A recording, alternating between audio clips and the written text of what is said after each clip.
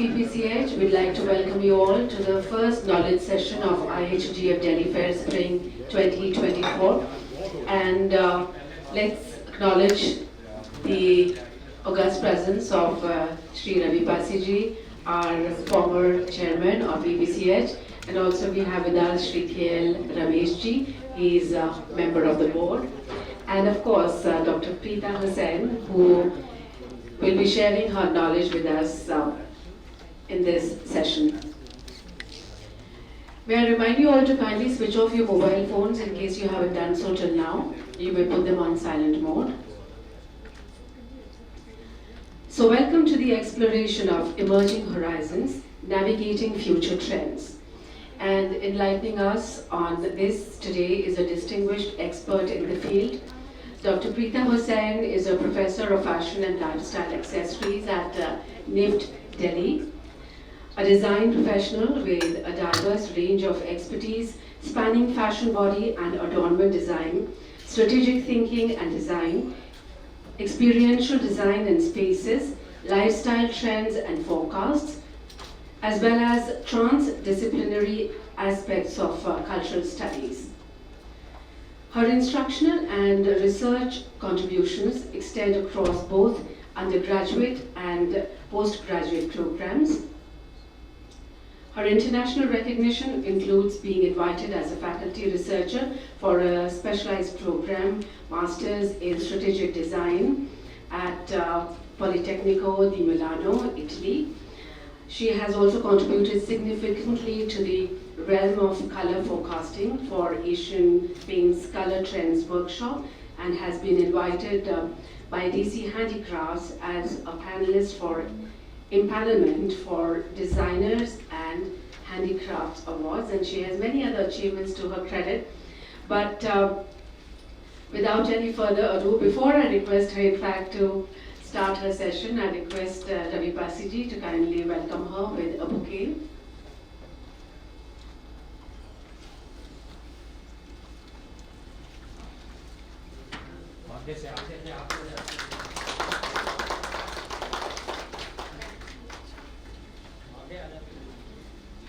So with a profound understanding of design in spaces, she will share with us the intricate tapestry of emerging horizons in the dynamic world of fashion with respect to handicrafts, yes, and lifestyle.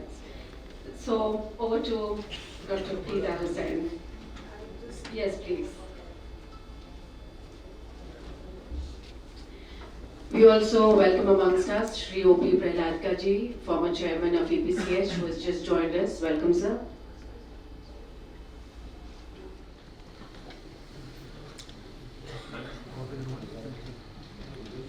Good afternoon, everyone. I would like to thank the members of the EPCH and Dr. Vandana Mandali, whom we have a long association with, to have the opportunity to present lifestyle trends at this on this seminar. And what me and some of my students here have put together is basically looking at how lifestyle trends change over the time period and how they also impact products, how they impact fashion, and how they impact everything that we do around us. And that is what the crux of our presentation is. And as we look at the key objectives, we all have evolving lifestyles. The pandemic, as we are all aware, was a major disruptor, which also, like you have this fair, which is the cyclical fair, the forecasts. It was also a disruptor of all these aspects and how people knew in terms of production and consumption of products. And these societal changes also impacted the way homes were designed and homes were created. Something that we are all aware of, working from home, where people started to recreate or refashion their homes. Technological innovation, where technology now is becoming the bedrock of everything that we do, and it's kind of permeating our textiles, it's permeating our shoes, it's permeating our eyewear as well. Sustainability, coming back to how we use what we use and why we use those things, and how sustainable lifestyles are very important. Adaptability, how we need to adapt to newer situations and how these newer aspects are going to guide us through these areas. Inclusivity and well-being is something that we see as a chain which has been there in the earlier forecasts as well, where these become very important to the human mindset that we are going through. So, in a way, we are all in a state of anxiety. We don't know what's going to be there in the future. So this is what we do. We are looking at the aspects of innovation, and we try and anticipate what would be the needs of the future, and hence the adaptability for the future. Why is this important to us? Color material finishes. Color material finishes are a huge source of personal connect, how people connect to different products, different elements, how user satisfaction is gained through them, and how they also have this innate emotional appeal through these. This kind of caught our attention when it said we are hotter. So of course, as people, but the fact is that the global climate crisis is going to make our Earth 1.8 degrees warmer, and the sea levels will also rise. So how do these things play out when we are talking about climate change, when we are talking about social fragmentation which is there in society due to the kind of anxieties there are?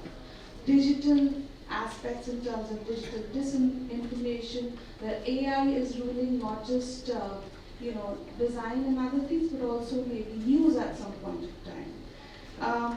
Technological unemployment, there are new areas which are coming up and being taken over by AI. So how unemployment, cost of living is also going to be looking at that. So how WGSN kind of looks at these forces are stepping. We also, in other words, we talk about PESTED, which are political, economic, ecological, social, technological changes, and how they affect the larger aspect. So these are aspects which are going to come through in our stories that we are going to present. The AIDS spectrum, old answers to new questions. Lifestyle design, where you're not designing life stage design, you're not just designing for an age group, you're designing for the person and the life stage that they are in or the kind of activity that they identify with. Intentional technology, where there is a symbiosis, like people are kind of dependent on technology. And AI is going to be there for good now, it's something that we live with in our everyday lives. Eco-accountability, where the bio-industrial revolution, fluid ecologies are going to be things that we look at. Geopolitical tensions, where there's mass migration, where there's resistance, and also how does this factor in the kind of spaces, homes, and the larger spaces that people interact in. Consumption, we are all consumers, we are consuming every day.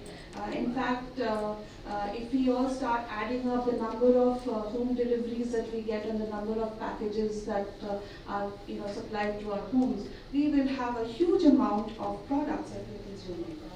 And world building, which talks about multi-sensory interfaces and so forth.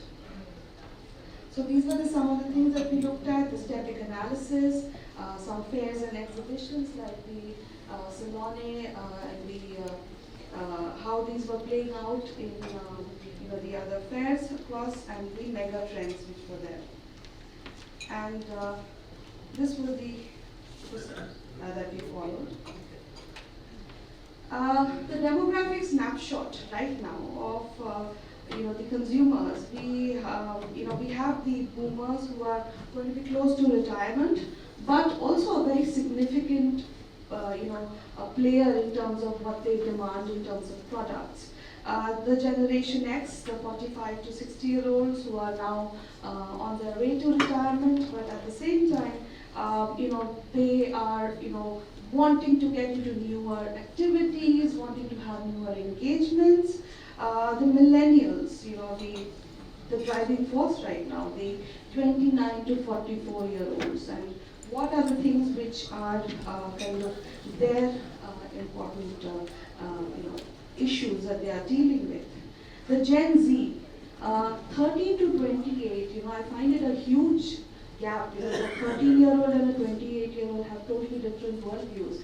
But then you have very mature 13-year-olds, and then you have 28-year-olds who don't want to grow up and want to be adults, where they want to get back to their older stories, the Marvel movies, the Batmans, and bringing back the aspects of their childhood into their adult life. And then the alphas who are now going to break into the scene, the tweens.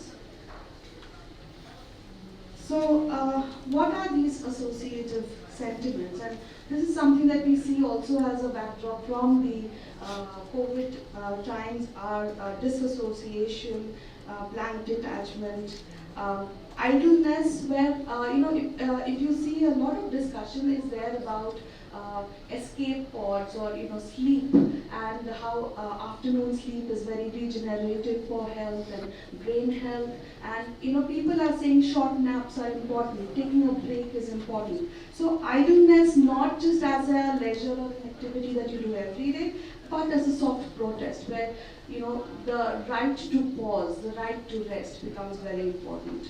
Radical acceptance, community healing, reaching out to your communities, reaching out to different kinds of communities. It could be a knitting community, it could be a commune that you reach out to for emotional sustenance.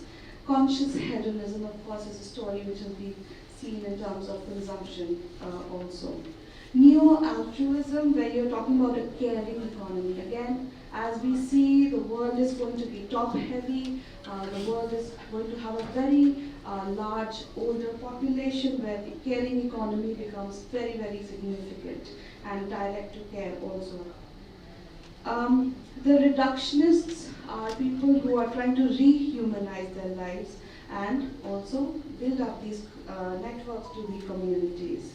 The new nihilist. Now, nihilist sounds like a very negative word, but also these are the people who say, okay, if there is no future, then what else can we do? What are the ways that we kind of, kind of create a connect? And the youth are the major drivers for them. The timekeepers, where they're looking at age as an illusion and the need for speed. The pioneers, where digital citizenship, and we see even gaming culture. You have entire seating which is being created for gamers, or you have designs which have been created for the gaming consoles, which are extremely interesting, and also that also requires the kind of tables, the kind of seating spaces, the kind of environments that you need for gamers, which are being created. So what are these narratives which are going to be coming up? So one of this is the dreamscape design. We have all been seeing AI has talked about is designing everything. Everyone is trying out AI.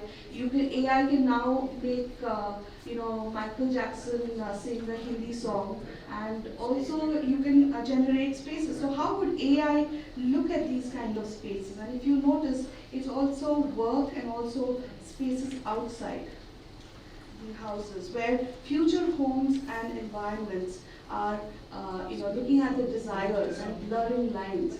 And these are softer spaces which are again talking about serenity and the living experience.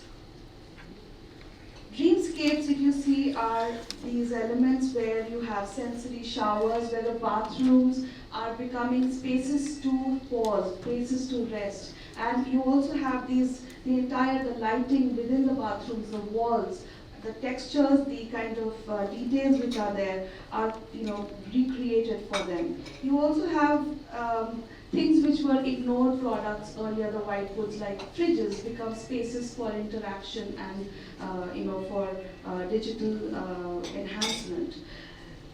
Anti-anxiety beds, sensory deprivation pods, even the kind of lighting is softer, dimmer, and is not very in your face. It's trying to give you a sense of calm. The new nihilists, where they, as I said earlier, they are talking about the limitless possibilities. If in case there are things which are stopping you in your path, so to say.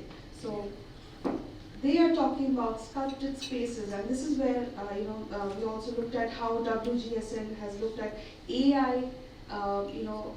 Talking about these sculpted faces in the future, how would AI look at them? And as humans marvel at these AI curated spaces, you also see the kind of forms which are there, which are again reminiscent of the eggs and the rounded forms, which kind of looking at softer forms, as I said earlier. They're also an intuitive expression and an extension of the lifestyles. And these are some of the colors which are there. The textures, the CMF codes.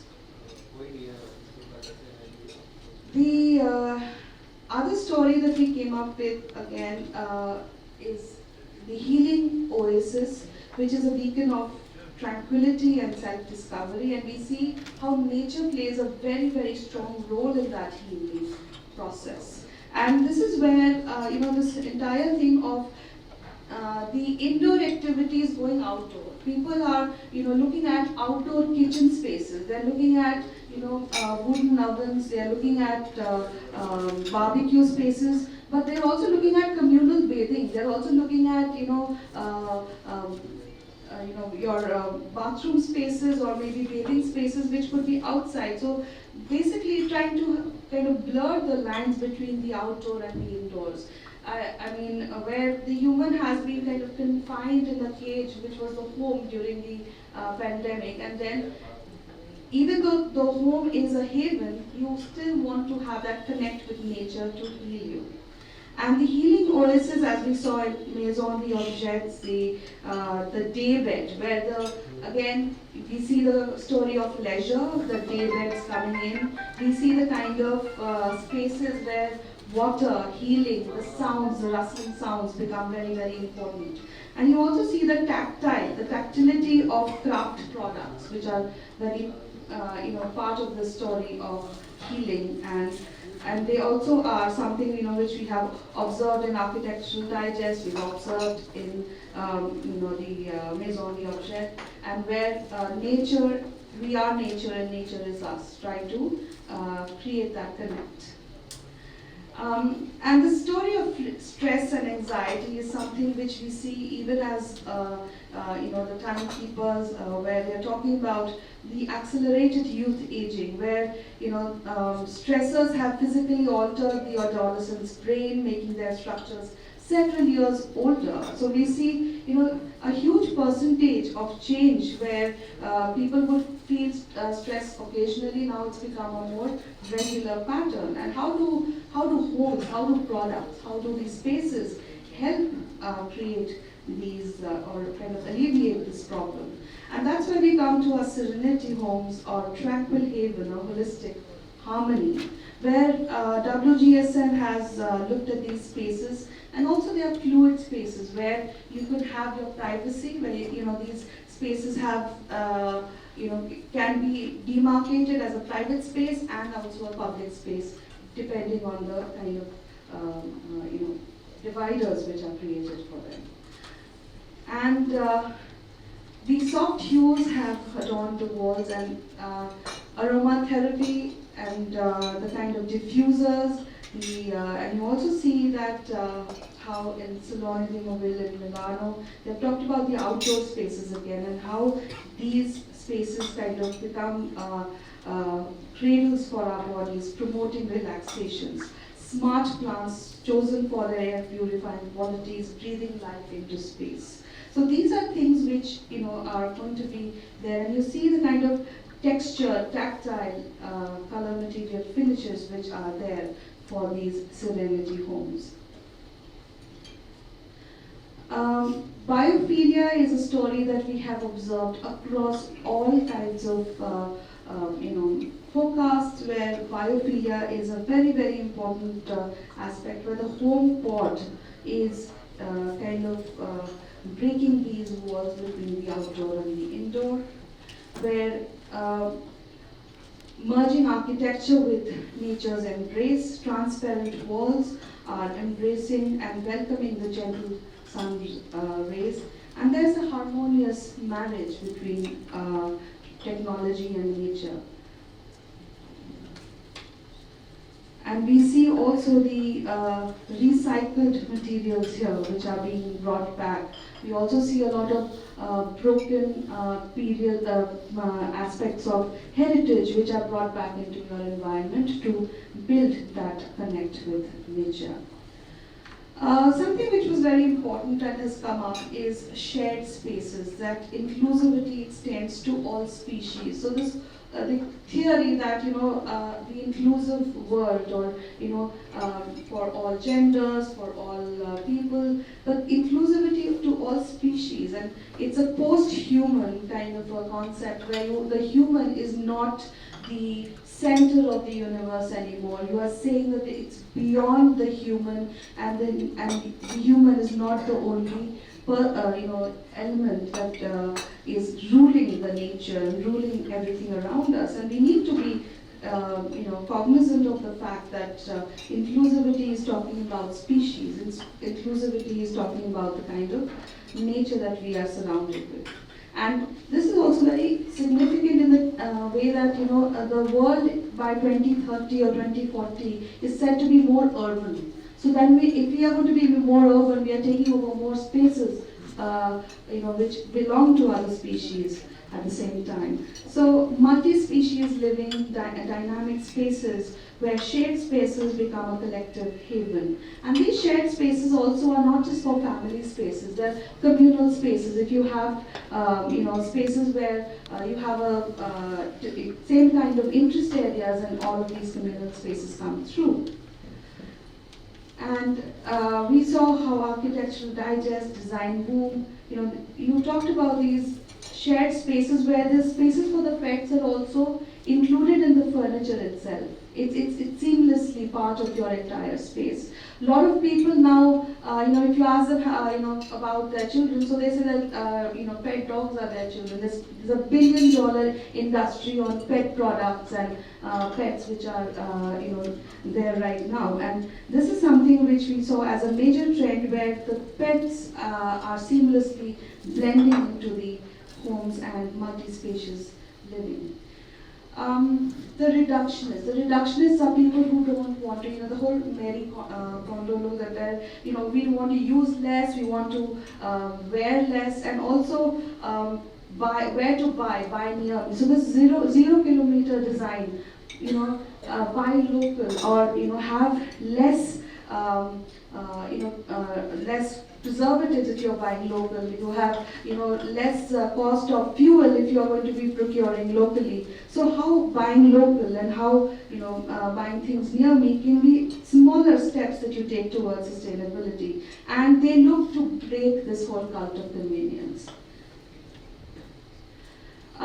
So Harmony Haven, following through on the multi-species utopia, where the spaces are built in, and also the multi-species become part of that entire haven. And we see that these home signages, the 36 is actually a home signage where birds can also, they become bird feeders at some spaces. The Architectural Digest talks about this mini space, those furniture which is only for pets. They're all sized down furniture, it's not a smaller picture. So how people are kind of spending and creating these spaces for species to coexist with us. And these are some of the kind of CMF that we see in those. Coming back to symbiotic spaces, WGSN has looked at a Mumbai chawl where they have redesigned this, and they also brought in green spaces within it to create spaces for interaction between the people, because they were living in such dreary conditions that just bringing in the shared spaces for interaction and the greenery kind of raise their quality of their life to some extent. Co-living boom. People who might be, living in shared homes or shared houses. So co-living has become a very, very major driver nowadays, because the cost of living is high. You might not be living specifically with your family because you might be working or studying somewhere else. So there are new kinds of friendships, new kind of communes, and co-living and shared spaces become new families right now. And these also give rise to these shared symbiotic spaces where you have this again, the private and the public spaces kind of keep changing, and you also are trying to keep your spaces private, but also have these communal spaces, like you see these wellness rituals or bath leisure as activities which become your communal or shared time activities. And we see very lighter, textured, tone-on-tone kind of color material finishes for this story.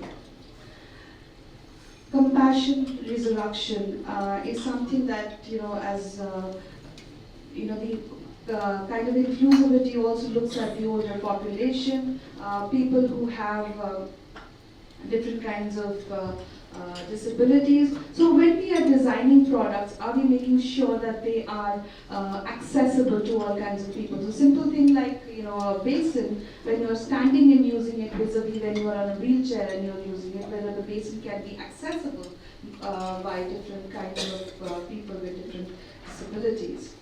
And so the kind of corners, the kind of detailing that we have in our homes, the bathrooms, softer corners, softer materials, and something which is more empathetic. Empathy is the major driver for this story, and it is something where every space has to be accommodative of different kinds of people and their needs.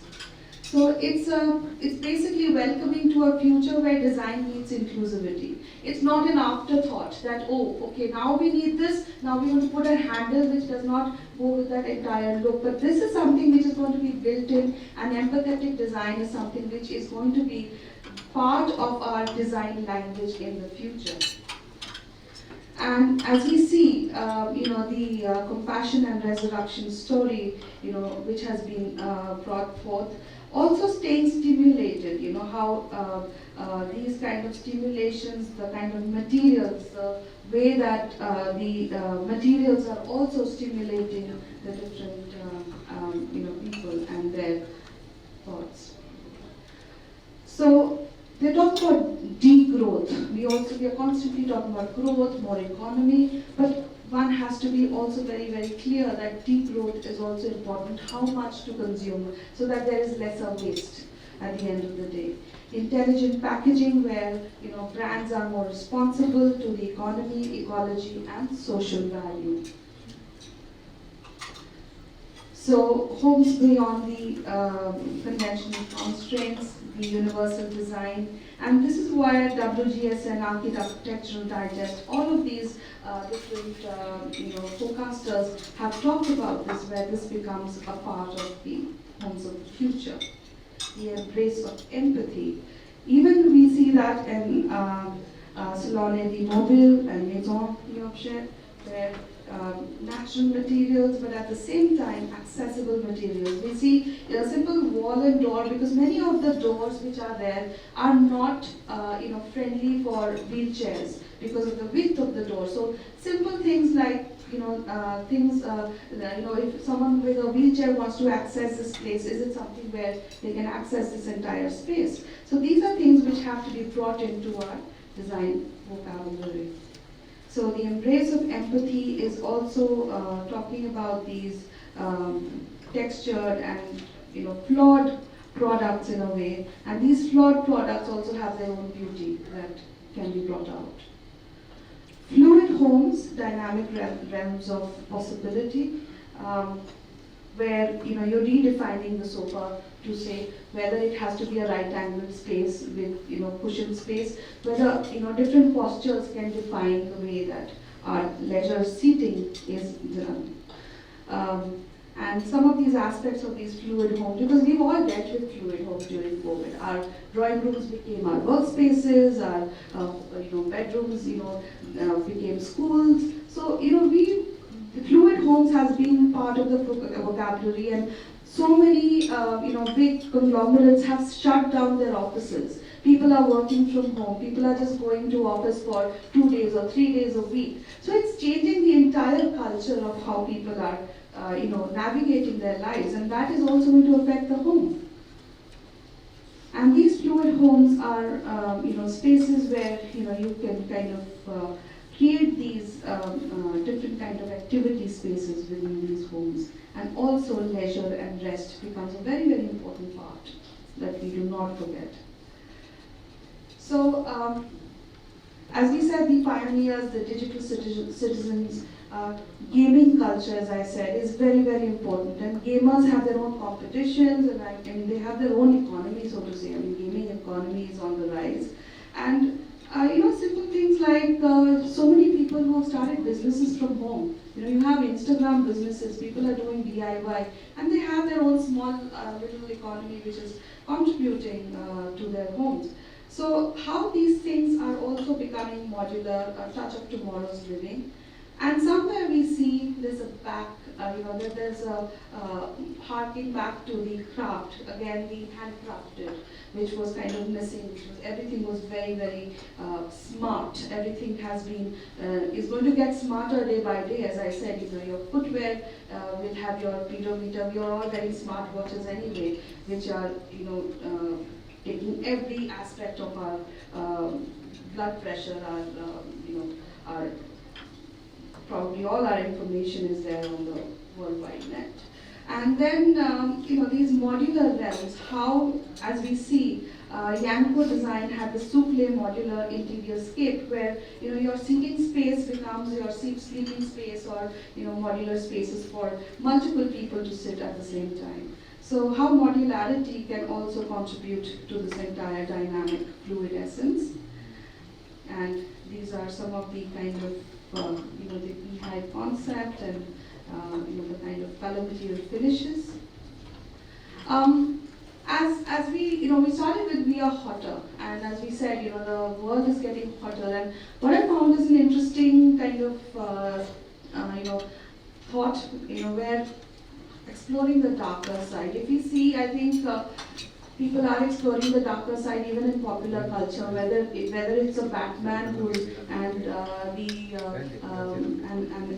his adversary, where who's darker of the two, or maybe even movies like Animal that we see, everyone's exploring the darker side.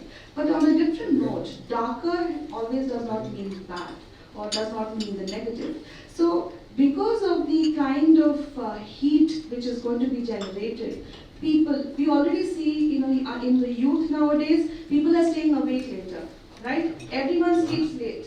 The life cycle or the circadian rhythms are changing. So people are spending more time. Most engagement of social media is, at 12 o'clock and 1 o'clock. People have that time to themselves. It's me time. And people are going to spend more time nocturnally. They are going to become nocturnal, people, where the colors, if you see the lights, the colors, and we see this, the color future dusk is a color which is very, very important, which is going to go through automobiles, makeup trends, and interior trends, and future dusk is something which is going to be part of that entire color story, which is there, which is talking about nocturnal living, which is talking about the kind of spaces. Shifting weather patterns are going to make sure that people are spending more time. So maybe we'll start our work time late. Maybe schools will start later because kids can't get up in the morning and go to class. So how nocturnal nyctophilia is becoming very, very important, where where you enjoy time at night, where you are a person of the night, and how the light and the quality of light is going to also play a role. There could be times you already see the trend in terms of anytime fitness, which you can go and jog and at 2 o'clock at night, right? It's open for you. So that has already started permeating our lifestyle. So nocturnal story and nocturnal living is going to be something, because the night becomes a time for personal time or personal space which is there. And this is something which is going to be also looked at in hospitality spaces, in outdoor spaces, and entertainment spaces. So this is something which is an upcoming trend, so to say. And this again also has a different kinds of fluid spaces, and if you see the kind of furniture which are there, also very, very innovative and new directions. You also have glazed, lacquered finishes which are going to be there as part of this lifestyle. And I thought I'd end with something sustainable, where color is not just a year-wise forecast, but now there's a trend towards a more sustainable color forecast, which is a long-term hue, the basic colors, which are the nude colors, and then accent colors. So colors also in terms of a long-term forecast rather than a short-term forecast, which is probably going to be something which we see in the future. And the only way around is through, where we have to go through all these challenges to kind of navigate our lives. And thank you very much. And me and my student team have prepared this for you. I hope it was meaningful. Thank you. Thank you so much, and now we'll invite questions. If you have any doubts, any questions regarding this, or anything else about future trends in fashion and lifestyle. And just to say, we will be sharing the presentation with all of you who put in your email addresses on the sheet.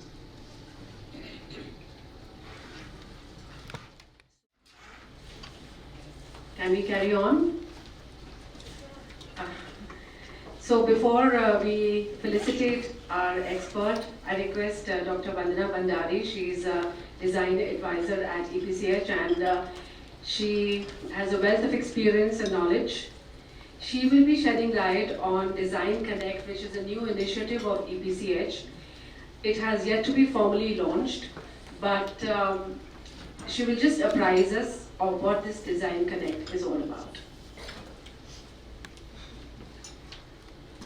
And after that beautiful presentation on the new trends, I hope to be able to help you to understand ways in which you can understand such presentations better. I know many of us are manufacturers and exporters in this room, and design is a little bit alien to all of us. Why the color is not coming purple? Like a dull brown or a dull green. But if you just open your folders, all of you should have this leaflet in it, which says Design Connect. I'd appreciate if you can pull that out. So this, I am a former professor from the National Institute of Fashion Technology, and one of the things I did in addition to teaching was constantly look after internships, graduation projects, and placements of students. And the biggest problem is the students finding the right match in the industry, and the industry finding the right match for a designer. It's a constant struggle. We've been seeing this for, I've been doing it for over 35 years, and this has been a constant issue. So when I was invited to, as a design advisor for EPCH, one of the things I was asked to do was, how could we create a platform which would help designers and exporters of EPCH to connect better? And just by way of that conversation, we came up with the name Design Connect. And the aim of this is that designers and exporters can come on an e-platform and connect with each other. So this is really an initiative that has been formed not only to bring Indian designers in connection with exporters, but designers from anywhere and everywhere. And you can all see we are producing very many very many different skill sets that we have in India are similar across the country, and the differentiator becomes either differentiator becomes the price, unless we come on the table with design, and then you can literally ask for anything.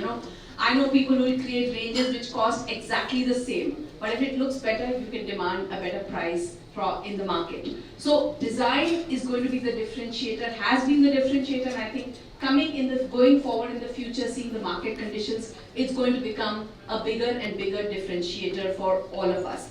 So the exporters, as I said, have a challenge of finding design talent. The designers have a problem of finding the right company, and I can see all of my students going, yes, over here. And the solution that we are offering is go online and do it for yourself. So I hope by the end of this day, all of us are going to register on this platform. And we've tried to create this very simple, and people at EPCH were constantly asking me, if it's so simple, why is it taking so long? But simple is always difficult, creating something basic, like something absolutely simple, but which works and which is functional, is extremely hard. So we had to constantly keep shaving off all the hard edges and try to make it as simple as possible. So it's really simple. You register yourself, you tell about your company, because just think that the designer is going to want to know where he's working. So you have to inform the designer about your company. So the exporter registers on this platform, and he puts out an inquiry. And he says, I want a designer who can help me to create beautiful material finishes in wood.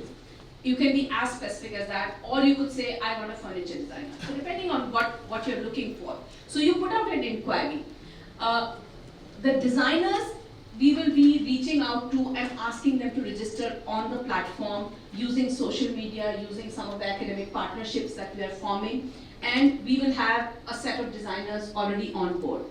Our AI is going to do the matchmaking, so to speak, and say this skill set matches this exporter. And emails will be shot out to both parties who are working on the platform. And once we connect them, then it is like any other employment. It is between the exporter and the individual to formulate the terms and conditions. So EPCH will not get involved in what salaries are going to be offered or how this is going to function. We are going to be available. Myself and Sunil will be looking after this, and we have a third person who's not in the room.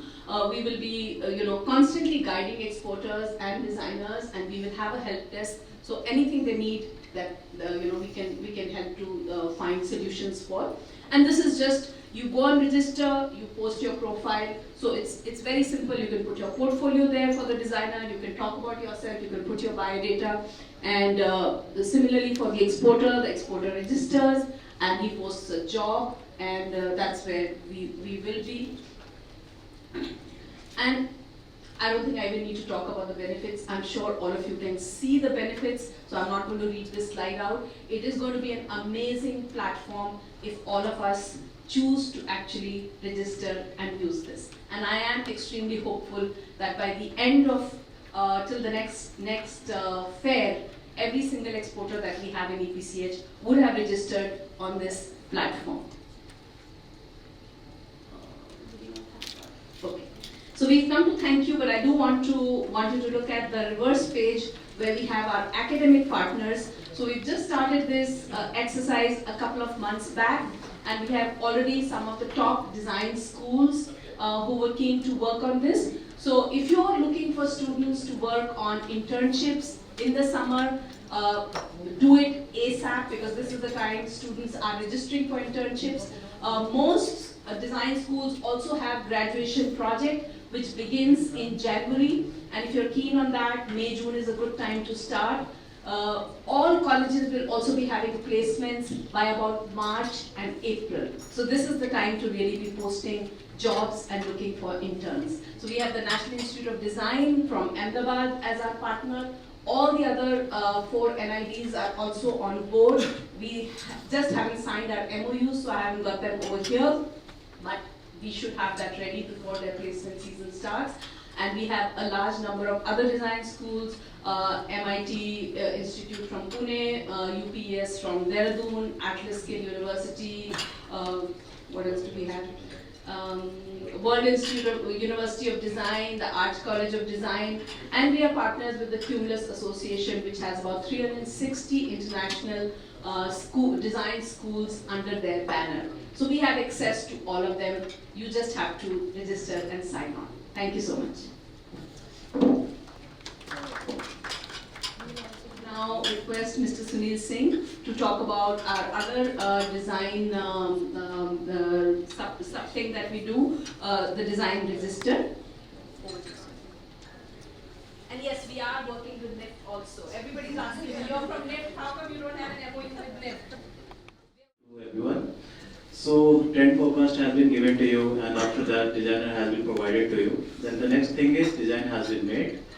So how to safeguard our intellectual property rights, right? So naturally for developing any design or developing any product, we spend a lot of money, our time and our resources. So we would like those design to be protected, right?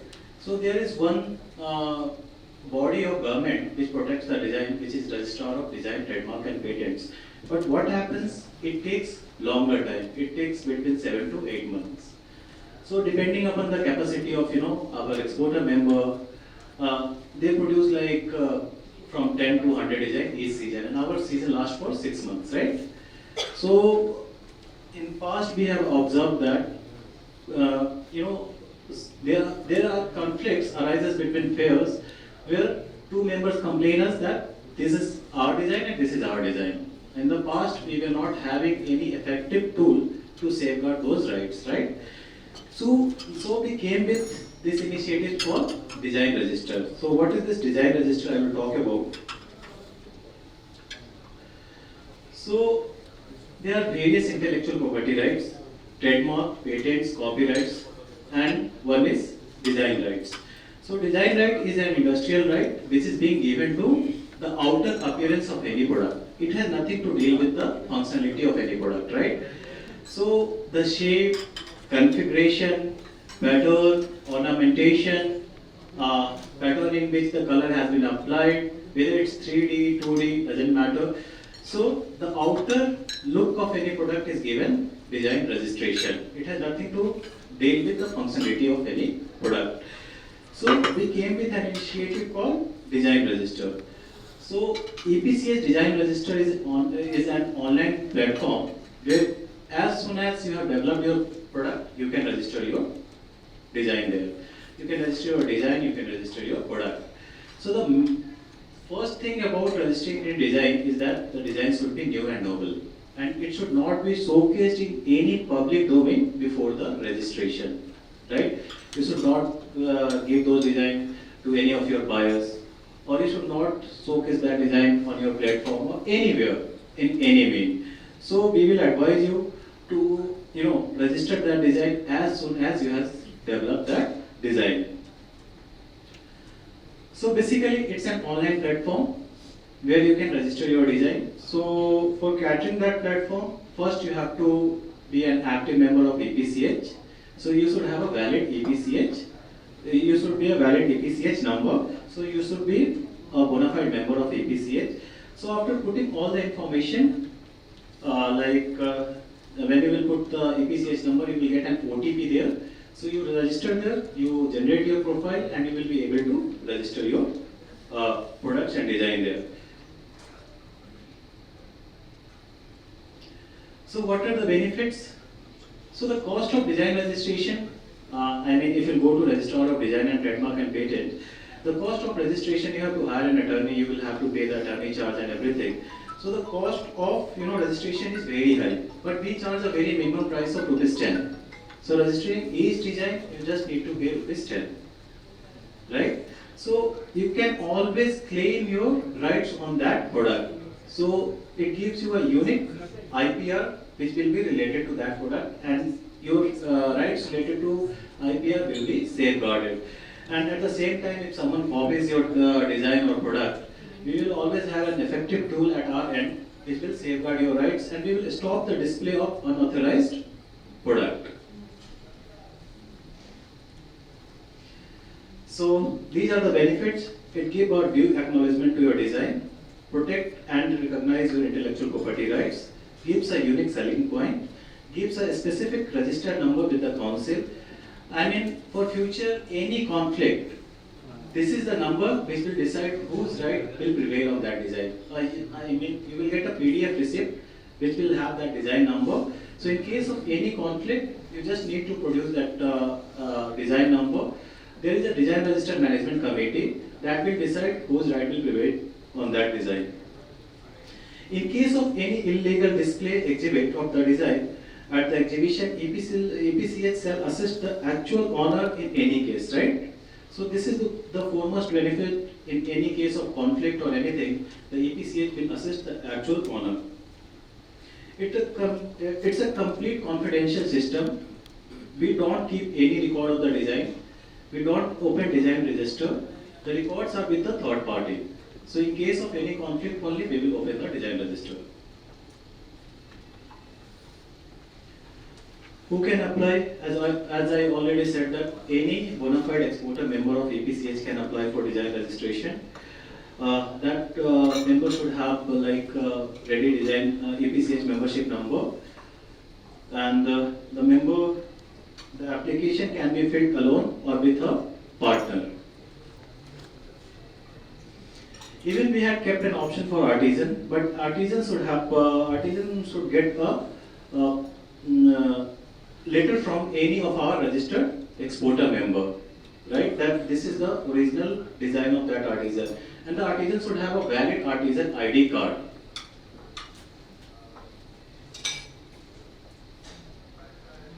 So the design register has a design register advisory committee and conflict resolution mechanism. So in case of any conflict, the design register management committee will open the design register and will look whose rights prevail on that design. The original owner will get assisted in all the way, and the unlawful exhibition of any product will be barred.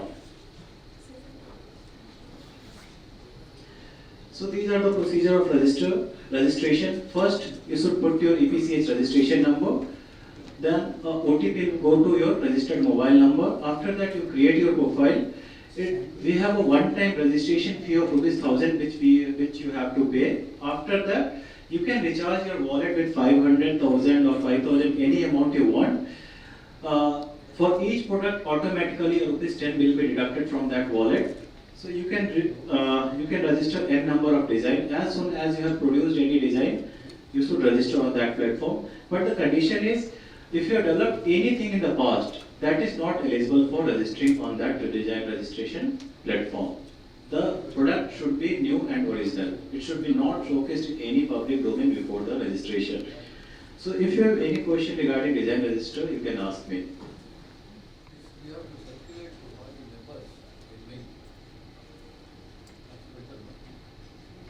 Ramesh is saying he must circulate this by mail to all the members. Yes, we have in past we have circulated it to members, and again we will circulate it, sir.